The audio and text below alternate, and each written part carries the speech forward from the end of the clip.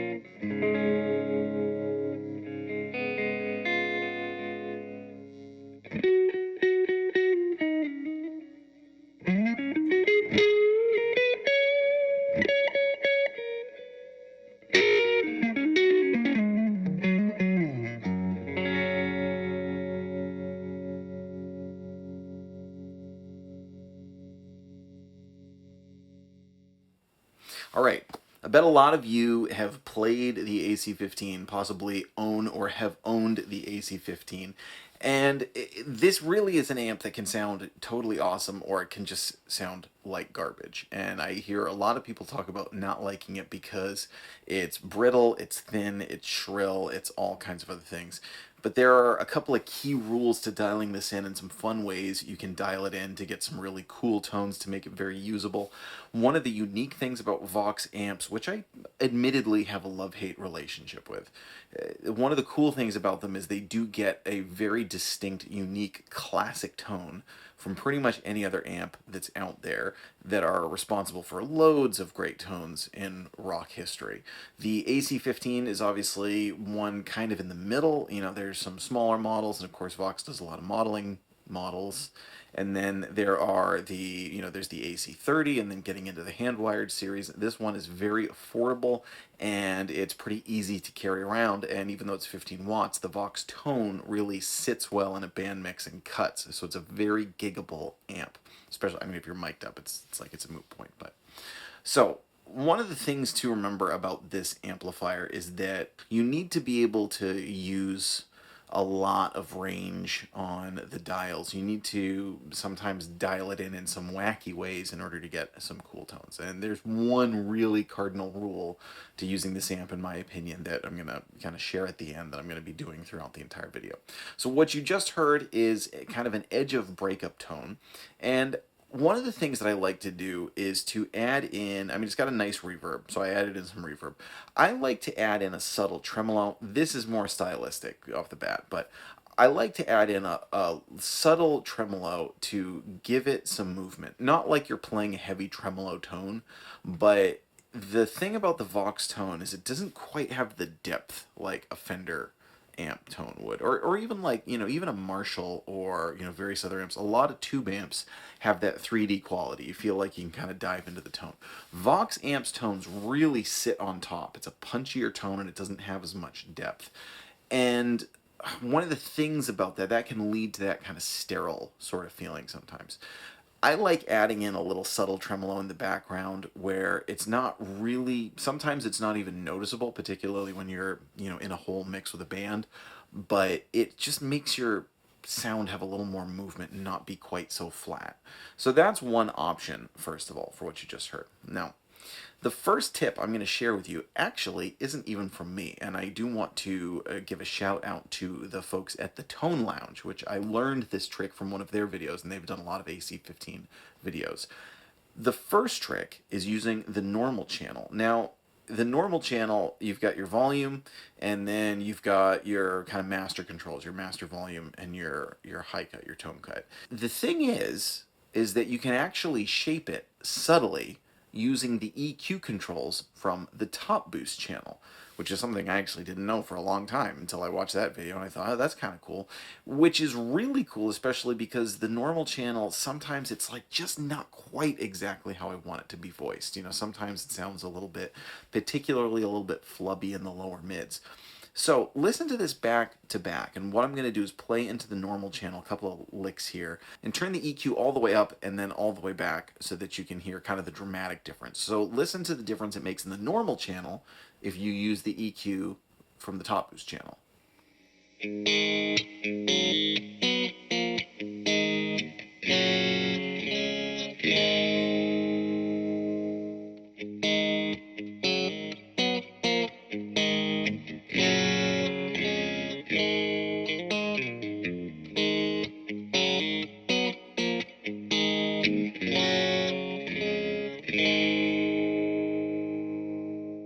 Right, so you can hear that's subtle, but it's not insignificant. That's something that you can do to kind of help shape your tone. Now, using that same trick, I want to go back now and do a nice clean tone and kind of shape the normal channel a little bit, particularly trying to make it sound, crisp, but not too much of that kind of flubby lower mid thing, dialing it in subtly with the top boost EQ and a little bit of reverb. So check out this really nice clean tone. So of course for this one I have the master turned up higher and then the volume on the channel turned down lower.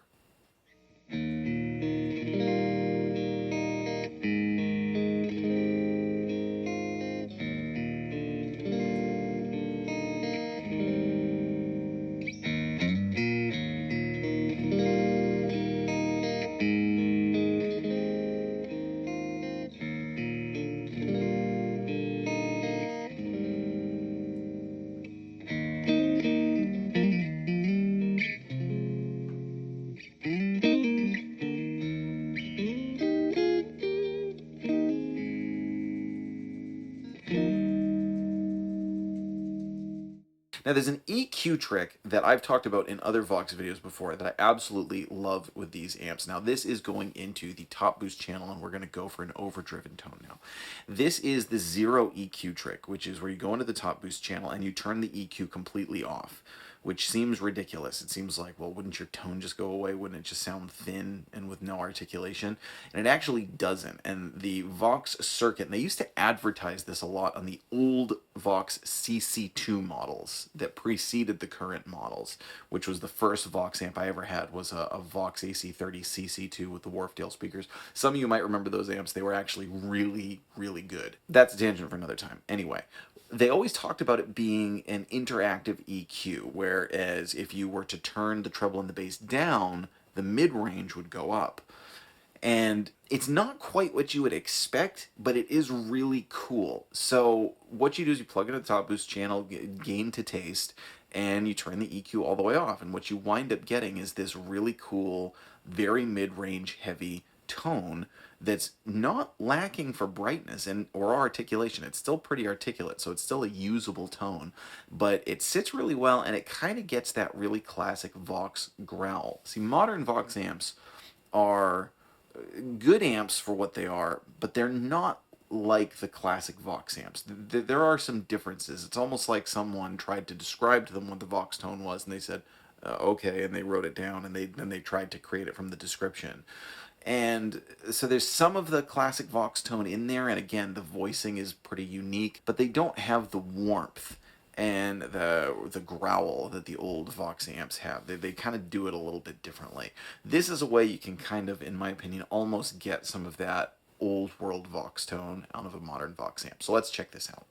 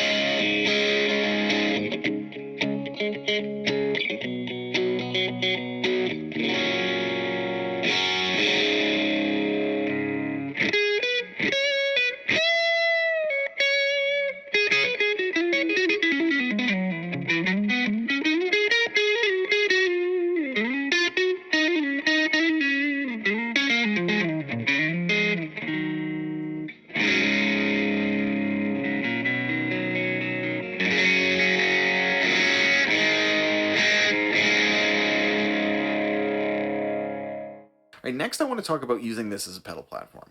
Some people don't like this kind of thing. It's just like, well, yeah, how do you get the tone out of the amp? Here's the thing. Vox amps are some of the quintessential amps in rock history as far as using as a pedal platform. In fact, a lot of classic Vox tones have a pedal modification of some sort.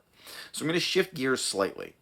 One of the first things I want to do is go for a clean, jangly kind of inspired rhythm tone that I'm going to use a Rickenbacker guitar for. You know, thinking of the Beatles, Tom Petty, whatever.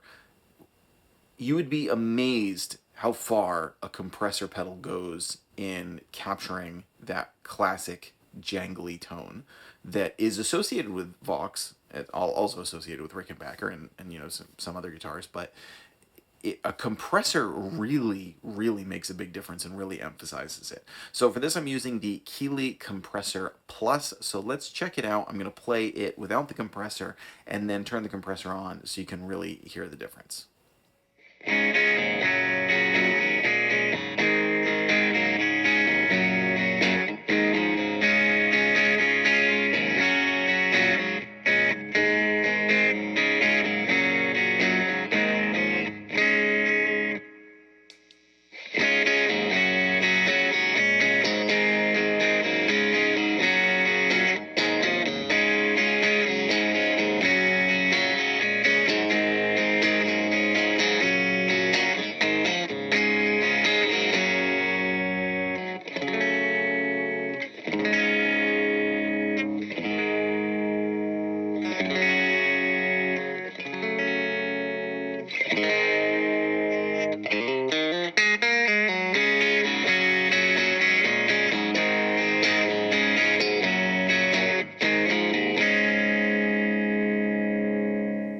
All right, next we're going to go for an overdriven tone. Now, the classic Vox overdriven tone would be with a treble booster. Not just Brian May, but also Rory Gallagher, who used a Vox AC30 among other amplifiers. And many others have used treble booster with a Vox amp to get that really classic kind of Vox growl. Not a lot of players have treble boosters. There are certainly some good ones out there that are more accessible now than they had been before. But according to Living Room Gear demos and a segment on Josh Home and using a Boss pedal as a makeshift treble booster, I thought maybe we can get a cool treble booster tone with just a regular overdrive. So I'm using a Wampler Pantheon and kind of dialing it in wacky. I've got the bass all the way off, the treble pretty high up, the gain off, and the volume way up. And this doesn't make it sound exactly like a treble booster, but it gets you more in that realm. So if you're looking for that tone, or you just want to try it out, you're not sure if that's for you, before you go off and get a new pedal, try out your overdrives and dial them in some wacky ways to see if you can get closer to that treble booster tone. So let's check out how that sounds.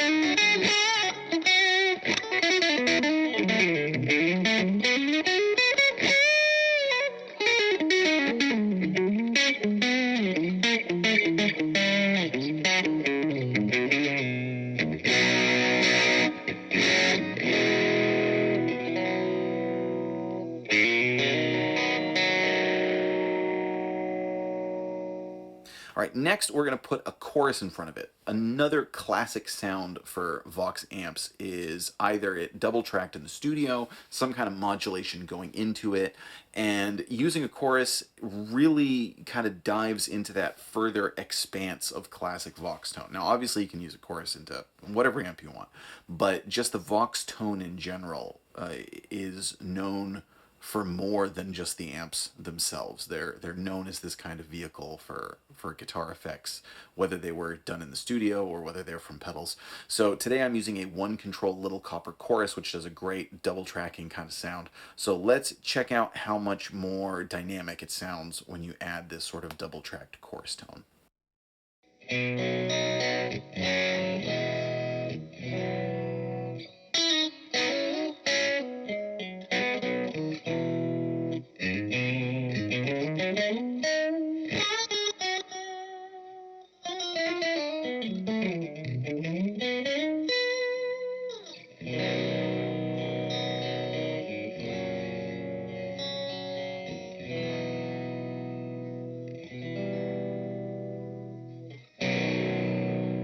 All right, before we get to the number one tip that I have on how to use the AC15, I do want to talk about a couple other tips and then one thing about this amp.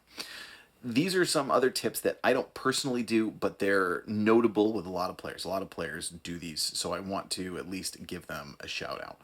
One is to turn the master volume all the way up and then use the volume on the channels as if it were a non-master volume amp. A lot of players like to do this. They do it with the Blues Junior, they do it with the AC15 and other amps. I don't like this method. The reason I don't is because it raises the noise floor to, for me, unbearable levels, and it makes the notes sound really edgy and brash. It's just not my favorite way, but a lot of players do like to run it that way, so I wanted to mention it. The other way is if you want it to be more of a channel switching amp, then you can use an A-B pedal, go into both channels, and then switch between the two. I personally prefer to use an overdrive with it to run either clean or edge of breakup and then hit it with an overdrive or a boost depending on my setup. But a lot of players like to do this too, so you're just getting the tone from the amp, and you could set one up, you know, a bit cleaner, one up a bit more overdriven, and get some cool tones that way. So I did want to at least mention that because a lot of players like to do that. Now this amplifier has been modified.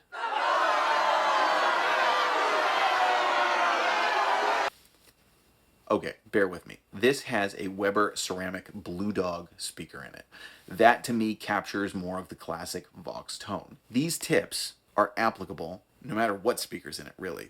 I would have done these tips exactly the same way with a stock greenback. I do it the same way if you have the AC15X, which has the Celestian Blue Alnico speaker. And honestly, I do these tips pretty much the same way with some other Vox amps in general, like the AC30C2 and other amps in the line. So keep that in mind. It is modified, but these tips really kind of apply across the board. So now we're to the number one tip. This is the most important thing, I think, if you're a Vox AC15 player trying to get a usable tone. Be very generous using the tone cut. Have it at least noon, preferably above. I almost always have mine between 1 o'clock and 3 o'clock. And this applies in band settings too. This is not just using it at home. These amps are really bright, particularly at stage volume. When I used to use my AC30C2, I can't tell you how many times I'd be playing it live on stage. I would have the tone cut way up at 3 o'clock, and I'd have the tone on my guitar down to like 6, and it was still plenty bright and articulate, because these are just really bright amps. Anytime I see players who are not happy with a Vox amp, whether it's an AC15 or an AC30 or whatnot, they almost are never using the tone cut enough, and that's when you get the really brittle, really too edgy, too glassy kind of tone. So be very generous about using your tone cut, and that should get you into a place where you're getting the most out of this amplifier. But my opinion is not the only one that matters. Please let us know in the comments. What else do you do with an AC15? Are there any unique tips that you have? Are these tips that you do on your own? Do you have this amp or variation of this amp? Please let us know. I'm Jack Fossett. Remember to like, share, and subscribe, and we'll see you next time.